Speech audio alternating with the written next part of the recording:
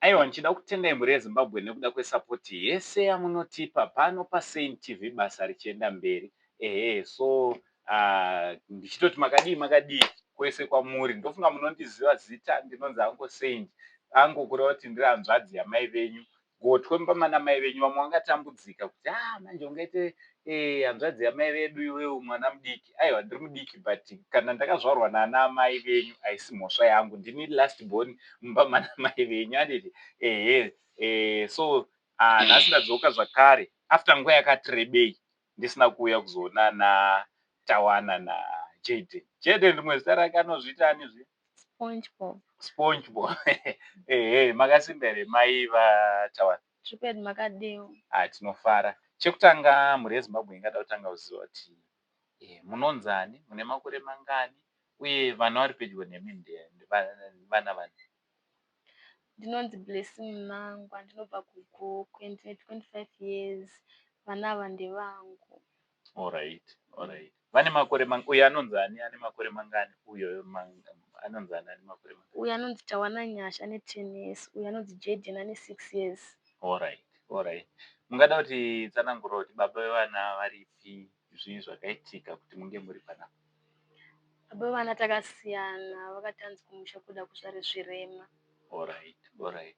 Ndokutobva vatongosiyana nemi, mamatozara makadaro. Alright. Saka vana muri kuvayeriritira sei nguva yese? Ndinongotiwo mapati taimewo. Tinokwanisa kuchengeta vana vangu. Alright. Saka kuchikoro vari kuenda here ma10 years 6 years? Vari kufanira vari kuchikoro? But havasi kuenda. Havasi kuenda. Shame. Alright. Mungatitsananguriro kuti takasangana rini patikauya panapa, ende ndeipi help yamakambowana patakambouya kumashure? Takasangana last year, but patakasangana ndakabatsirwa nemawheelchair ekuti vana vakwanisa kufambawo nawo. Nemawheelchair nechichi panguva yacho nechikafu nehembe. Alright. Tichizobvapo tikaenda kuBulawayo, chii chakaitika? Takaenda kuBulawayo tikanobhuka maoperations.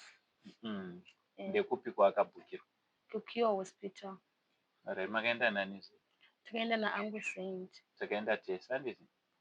I remember ndakavadhiraivha tikatoenda kuBulawayo tikadzoka navo vakomana zvakanaka zvakadaro. So takaenda kuPure Hospital mushure mekunge taudzwawo nevamwe kuti vana ava condition yavo iyi vanogona kutogadzirwa mabhonzo vakafamba kunonzi kuPure Hospital. kuPure Hospital is for free, handiti? Saka takaenda vana vakanobhukiwa. That was last year around June, ndizvo? Munana June, handiti? Last time munana June. Saka ini ndatoroza tariro, ndatorasa tariro ndichitoti time yacho nayadi yareba, because takanzi after 6 months. But takatozoona 6 months zvichidarika zvichidaro. Chinditsanangurai, chii chakaitika? Makaifonirwa, makaona message, makadi kuti muzozoti muri kufanira kudzoka? Ndakafonerwa ndikanzi ndimi mai vana Tawana Nyasha naJayden. Ndati zvikanzi muri kudiwa kunoona dhokota musi wa15 April. Alright. Vachiti vari kudei? Vari kuda kuti vanoita maoperations. Saka kwatori kuenda kumaoperation? Vakangoti dhokota vari kuda kuona vana kuti vakwanise kuenda kumaoperations. Alright. Saka zvisazvanove clear kuti vari kubva vatonoparetwa kana kuti dhokota ada kunoita assessment, handiti? Handisanda kusiya ipapo, handiti? Tongonamata kuti dai vakabva vatovaoparate, handiti? So tadzoka zvakare. Nderupi rumwe rubatsiro rwamungada kuti zvinge zvinoitika since musiri kuenda kubasa? kuendesera vana kuchikoro. Tombotaura nyaya yekuchipatara. Yekuchipatara ndikutongoda kuti ndibatsirwe nemari yetransport because handitorina mari. Alright. So hama dzangu, last time takamboda kuvaisa mumabhazi nevakakomana, tikaona kuti it was a challenge kuvakwidza bhazi, handiti? Kubva pano kuenda kuBulawayo nekuzonotenderera vachitsvaga, it was going to be something else for her. So I decided kuvaperekedza so ndakatova dhiraivha kuenda nawo Bulawayo nekudzoka. Ndichida kutenda vakasponza rwendo irworwo. Mwari wekudenga vakuitire zvakanaka. Ndine umwe muzukuru wangu ari kuUS. I think you still remember, handiti? Vakatibatsira vakatipa mari tikatodhiraivha tikatoenda tikanoita zvese zvakanga zvichidiwa tikadzoka, handiti? So nhasi tiri panapa zvakare, rwendo rwuya futi rwadzoka. Chatinogona kutongoita kudzoka kwamuri kuti munge muri munotibatsira kuti vana vaende vanoitwa maoperations. Dzimwe dzenguva vanogona kuzogonawo kuzvifambira nekuzviitira zvese zvavangaita vachizoendera kuzvikoro. Yechikoro tichazouya nayo, but for the meantime tanga tichiti vana vatange vaenda vanoitwa maoperations. Uyo tawana aenda kuchikoro but atova ne10 years, uye Jaden ane 6 years haasi kutoenda kuchikoro nekuda kwecondition yavari kurarama nayo. So hama dzangu takutongokumbirawo kwamuri, handiti? Patakamboya tikachema mauche makatipa, tinoda kutendai. Tikati chikafu makatipa, tinoda kuramba tichikutendai. Nhumbi, zvese zvamaikwanisa kubatsira nazvo makatipa. Iye zvino taakuchemawo kuti tiende nevana ava musi wa 15, handiti? Musi wa 15 uchisvika pari zvino hapana kana sendi zvokuti vana ava vaende kuchipatara. Saka kune vanokwanisa kutipa even vakatipawo fuel yekuti tinge tinoenda. Kana vachiendawo futi kuchipatara, fuel it's not enough.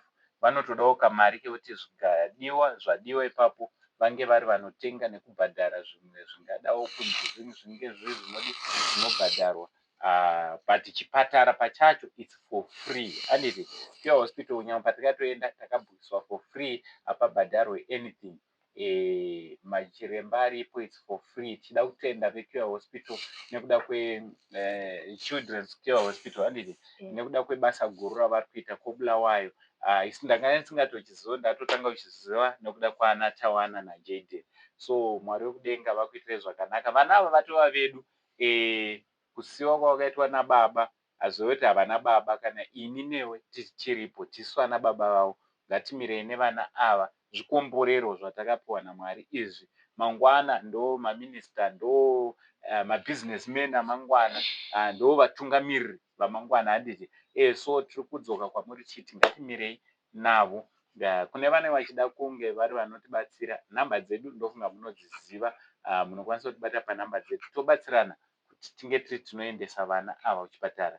Nhamba dzamai vachona zvakare dzinoti kudii nhamba dzenyu? 0778 919 566. Dzokorodzai. 0778 919 566. So munokwanisa kubata futi mai Tawana, basa richidii richienda mberi. But nhasi handangouya chete.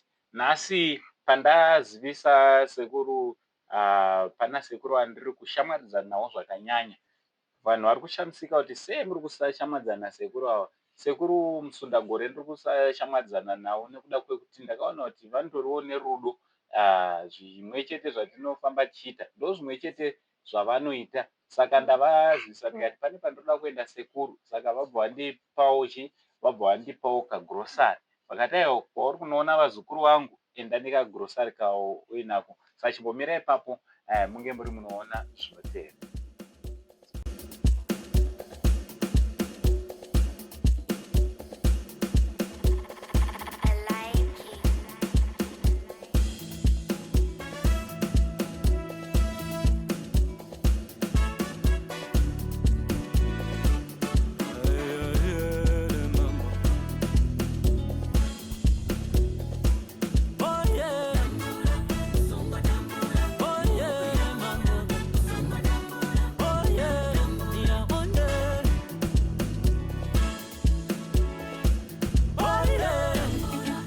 Saka mai Tawana, izvi zvinhu izvi kaizvi ndapiwa navanonzi sekuru Musundagore. Sekuru Musundagore vati ndisangouye ndiri maoko chete pandiri kuuya kuzokuonai. Saka vabva vati sei ndikachitora izvi ndofuti vatondipa fuel yekuuya kuno. Ndasitorina fuel, vandidirira motikari fuel yekuuya kuno, vakanditi ndiuye kuzokusvidza ichi izvi zviri panapa. Mungadawo kuti kudii kuna sekuru? Muzukuru wangu, mungadawo kuti kudii? Shuga, mafuta, drinki, dori, masamba, raisi, zvichingodaro asi mugrocery ungada kuti kudii kuna Sekuru? Ndoda kungovatenda nerudo rwavaita rwekunipa grocery avo vaita basa avo. Handiri? Aiwa, tinotenda. Toda kutenda Sekuru Musundagore nekuda kwerudo rwenyu rwekuti hamusati mambovaona mai ava but matotumira grocery panapa. Thank you very much Sekuru. Mwoyo wenyu uramba wakadaro uchingotibatsira kuti tinge tinokwanisa kuita reach out kumhuri yeZimbabwe kuvanhu vakasiyana-siyana. Sekuru Musundagore vanoita basa rematare, ati basa ravo nderekubatsira vanhu nenzira yechivanhu. Vanoita matare echivanhu kureva kuti zvone kana mune mhepo, mune zvikunetsa musha zvingada nogona mabasa ematare echivanhu. Aiwa, Sekuru Musundagore ndo kune calling yavo, so vakasununguka munogona wabata panhamba dziri pascreen monzwa kuti mitero yavo yakamira sei. Ivo vanowanikwa zvavo kuZimre Park muguta reHarare. Aiwa, maita basa, tinovimba kuti muchabatsirwa nevari kuona chirongwa ichi. Handiri? Aiwa, mhuri yeZimbabwe, from Uncle Saint, the only Zim uncle, chanzvadzi chamai venyu inini, for now ndichiti it's much love. God bless.